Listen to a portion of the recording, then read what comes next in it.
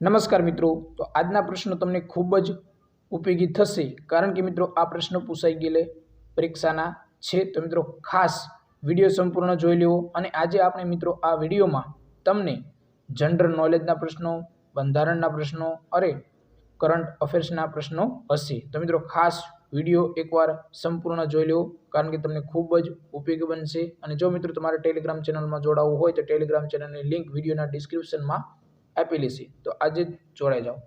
પ્રશ્ન નંબર 1, અમરાવતી મૂર્તિકલા અંગે નીચેના વિધાનો ચકાસો મિત્રો. તો અમરાવતી મૂર્તિકલા વિશે મિત્રો એક પ્રશ્ન પૂછવામાં આવ્યો હતો. તો પહેલું વિધાન પૂર્ણ ભારતીય શૈલી છે તે. બીજું વિધાન સાતવાહન વંશ દ્વારા સંરક્ષણ પ્રાપ્ત છે. ત્રીજું વિધાન મૂર્તિ બનાવવા સફેદ પથ્થરનો ઉપયોગ. તો જવાબ આવશે મિત્રો આપેલ તમામ સાચા વિધાન છે, એટલે કે બધા જ સમાવેશ કરવામાં આવ્યો હતો. પ્રશ્ન નંબર 2 જોઈએ કે નીચેનામાંથી કઈ શૈલી મૂર્તિકલા શૈલી નથી. તો મિત્રો 4 ઓપ્શન આપેલા છે, તેમાંથી એક પ્રશ્ન એવો હતો કે કઈ શૈલી મૂર્તિકલા શૈલી નથી. તો મિત્રો આપણે આ પ્રશ્નો, તો એ ઓપ્શન ગાંધાર શૈલી, બી અમરાવતી શૈલી, સી નાયક શૈલી, ડી મથુરા શૈલી. તો જવાબ તમારો થશે મિત્રો નાયક શૈલી, જે મૂર્તિકલા શૈલી નથી, એટલે કે સી ઓપ્શન તમારો રાઈટ આન્સર થશે. પ્રશ્ન નંબર 3 જોઈએ. 8મા શાસ્ત્રીય નૃત્ય તરીકે કયા નૃત્યને દરજ્જો મળ્યો છે મિત્રો? ખાસ 8મા નૃત્ય, એટલે કે 8મા શાસ્ત્રીય નૃત્ય તરીકે કયા નૃત્યને દરજ્જો મળ્યો છે? તો મિત્રો ખાસ આ પ્રશ્ન ઘણા ખરા વિદ્યાર્થી મિત્રોને ખબર નહીં હોય, તો બી ઓપ્શન તમારો જવાબ થશે મિત્રો, ક્ષત્રિય નૃત્ય. ખાસ બી ઓપ્શન તમારો રાઈટ આન્સર થશે. પ્રશ્ન નંબર 4 જોઈએ કે નીચેનામાંથી કોણ ભરતનાટ્યમ સાથે સંકળાયેલ નથી મિત્રો? તો જવાબ થશે મિત્રો એક ભરતનાટ્યમનો પ્રશ્ન હતો કે આમાં નીચેનામાંથી કોણ સંકળાયેલું નથી. તો જવાબ થશે મિત્રો સી ઓપ્શન સુનંદા નાયર, એટલે કે સી ઓપ્શન તમારો રાઈટ આન્સર થશે. પ્રશ્ન નંબર 5 જોઈએ. રાંદલ માતાના તેડવા પ્રસંગે કયું નૃત્ય, એટલે કે કયું લોકનૃત્ય કરવામાં આવે છે? તો જવાબ થશે મિત્રો જાગ નૃત્ય કરવામાં આવે છે, એટલે કે એ ઓપ્શન તમારો રાઈટ આન્સર થશે. જાગ નૃત્ય રાંદલ માતાના તેડવા પ્રસંગે લોકનૃત્ય જાગ નૃત્ય કરવામાં આવે છે. પ્રશ્ન નંબર 6 જોઈએ કે નીચેનામાંથી કઈ ચિત્રકલાનો ભૌમિતિક ભાતનો ઉપયોગ થાય છે? તો જવાબ થશે મિત્રો વારલી ચિત્રકલાનો ઉપયોગ થાય છે. પ્રશ્ન નંબર 7 જોઈએ. શ્રી જગદીશ ત્રિવેદીને કયા ક્ષેત્રમાં યોગદાન માટે પદ્મશ્રી એનાયત કરવામાં આવ્યું? તો જવાબ થશે મિત્રો કલા ક્ષેત્રે. શ્રી જગદીશ ત્રિવેદીને કલા ક્ષેત્રે પદ્મશ્રી આપવામાં આવ્યો હતો. પ્રશ્ન નંબર 8, બીજક કોનો કાવ્ય સંગ્રહ છે? મિત્રો બીજક જે કબીરનો કાવ્ય સંગ્રહ છે, એટલે કે એ ઓપ્શન તમારો રાઈટ આન્સર થશે. પ્રશ્ન નંબર 9 જોઈએ કે તાજેતરમાં કયું શહેર ભારતનું પ્રથમ AI શહેર બનશે મિત્રો? તો જવાબ તમારો થશે લખનઉ, એટલે કે ડી ઓપ્શન રાઈટ આન્સર થશે કે ભારતનું પ્રથમ AI શહેર બનશે તો લખનઉ મિત્રો. પ્રશ્ન નંબર 10 જોઈએ. કયા રાજ્યની પોલીસ દ્વારા મિશન ઇન્વેસ્ટિગેશન હેઝ 75 દિવસની પહેલ શરૂ કરવામાં આવી? તો એ ઓપ્શન દિલ્હી, બી બિહાર, સી ઉત્તર પ્રદેશ, ડી મધ્યપ્રદેશ. તો મિત્રો બિહાર રાજ્યની પોલીસ દ્વારા મિશન ઇન્વેસ્ટિગેશન 75 શરૂ કરવામાં આવ્યું છે, એટલે કે બી ઓપ્શન તમારો સાચો આન્સર થશે. પ્રશ્ન નંબર 11 જોઈએ, આંબરડી સફારી પાર્ક કયા જિલ્લામાં સ્થિત છે મિત્રો? આંબરડી સફારી પાર્ક, તો જવાબ તમારો થશે મિત્રો અમરેલી જિલ્લામાં. ખાસ વેરી મોસ્ટ એમ્પી ક્વેશ્ચન મિત્રો. આંબરડી સફારી પાર્ક કયા જિલ્લામાં આવેલો છે? તો જવાબ થશે અમરેલી જિલ્લામાં આવેલો છે. પ્રશ્ન નંબર 12 મિત્રો, વેરી મોસ્ટ એમ્પી ક્વેશ્ચન, ચૂલનો મેળો કયા જિલ્લામાં યોજાય છે? તો જવાબ થશે મિત્રો બી ઓપ્શન તમારો રાઈટ આન્સર થશે, દાહોદમાં. ખાસ ચૂલનો મેળો દાહોદમાં યોજાય છે. પ્રશ્ન નંબર 13 જોઈએ, ભારતીય બંધારણની કઈ અનુસૂચિમાં જંગલ વનનો ઉલ્લેખ થયેલો છે? મિત્રો, જંગલ વનનો ઉલ્લેખ ભારતની બંધારણની કઈ અનુસૂચિમાં સમાવેશ અથવા તો ઉલ્લેખ થયેલો છે? તો મિત્રો વેરી મોસ્ટ એમ્પી ક્વેશ્ચન.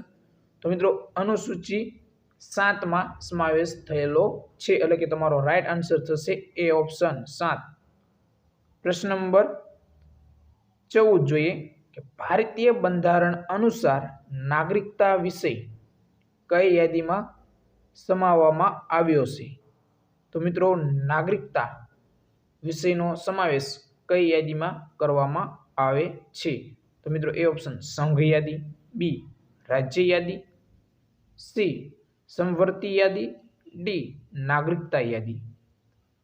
તો જવાબ તમારો થશે મિત્રો એ ઓપ્શન સંઘ યાદીમાં નાગરિકતાનો ઉલ્લેખ કરવામાં આવેલો છે. ખાસ યાદ રાખજો, સંઘ યાદી એટલે કે એ ઓપ્શન તમારો રાઈટ આન્સર થશે. અને આગળના પ્રશ્નમાં કે જંગલ અને વનનો સમાવેશ અનુસૂચિ 7માં સમાવેશ થશે મિત્રો. આ બંને પ્રશ્ન રિપીટ થઈ શકે મિત્રો, કારણ કે ફોરેસ્ટનું પેપર છે, તો ફોરેસ્ટમાં તમને જંગલ અને વનનું વધારે મોસ્ટ ઓફ પૂછાઈ રહ્યું છે મિત્રો. અને એક ખાસ બાબત કે મિત્રો અત્યારે જે પ્રશ્ન રિપીટ થાય છે, તો મિત્રો Gandhiji, very most MP question મિત્રો, ગાંધીજીના પ્રશ્નો દરેક શિફ્ટમાં એટલે કે દરેક પાળીમાં હોય અને હોય જ છે. ગાંધીજી, સરદાર પટેલ, ખાસ મિત્રો સરદાર પટેલ, આ બંને વ્યક્તિઓના પ્રશ્નો દરેક પાળીમાં એક બે પ્રશ્ન પૂછાતા જ હોય છે. અને બંધારણના પણ પહેલા મોસ્ટ તો 4 પહેલા ભાગ અને રાજ્યપાલ, ન્યાયાધીશ, મુખ્ય ન્યાયાધીશ અને રાષ્ટ્રપતિ, આટલા મુદ્દાઓ જો કરી લેશો તો તમને મિત્રો ખાસ ખૂબ જ ઉપયોગી થશે, કારણ કે આમાંથી પ્રશ્નો રિપીટ થાય છે, ખાસ રિપીટ થાય છે. તો મિત્રો આ મુદ્દાઓ કરી લેવા તમારે. અને એક તમને જણાવી દઈએ કે મિત્રો આપણે ઓઝોન સ્તર, ઓઝોન, ગ્રીનહાઉસ અને પૃથ્વીનું આવરણ જે બનેલું છે તે આ પણ પ્રશ્નો તમારે કરી લેવા. અને એક અભયારણ્ય, આટલું કરી લેશો એટલે મિત્રો તમારે રિપીટ પ્રશ્નો એટલે કે દશક પ્રશ્નો તમને બેઠે બેઠા આમાંથી પૂછાય જાય છે. તો મિત્રો ખાસ આ એકવાર કરી લેવું. પ્રશ્ન નંબર 15 જોઈએ કે નીચેનામાંથી કયું પંચ ભાષાકીય પ્રાંત સમિતિ નામે પણ જાણીતું હતું? તો મિત્રો જવાબ થશે મિત્રો તમારો સી ઓપ્શન ધર પંચ. ખાસ સી ઓપ્શન તમારો રાઈટ આન્સર થશે. પ્રશ્ન નંબર 16 જોઈએ કે નીચેનામાંથી યુનેસ્કોની અમૂર્ત સાંસ્કૃતિક વારસાની યાદીમાં કોનો સમાવેશ થાય છે? તો જવાબ થશે મિત્રો આપેલ તમામનો સમાવેશ થાય છે. વૈદિક જપની પરંપરા, સૌ નૃત્ય અને નવરોજ, ખાસ મિત્રો આ બધાનો જ સમાવેશ થાય છે. પ્રશ્ન નંબર 17, ઠુમરી ક્વીન તરીકે કયા સંગીતકાર ઓળખાય છે? તો મિત્રો ઠુમરી ક્વીન તરીકે શોભા ગુરટુ ઓળખાય છે, એટલે કે બી ઓપ્શન તમારો રાઈટ આન્સર થશે. પ્રશ્ન નંબર 18, થાઈ શું છે? મિત્રો ખાસ વેરી મોસ્ટ ક્વેશ્ચન, થાઈ શું છે? તો જવાબ થશે મિત્રો તમિલ મહિનો છે, એટલે કે એ ઓપ્શન તમારો રાઈટ આન્સર થશે. પ્રશ્ન નંબર 19 જોઈએ વલમકારી તરીકે શું ઓળખાય છે? તો મિત્રો વલમકારી તરીકે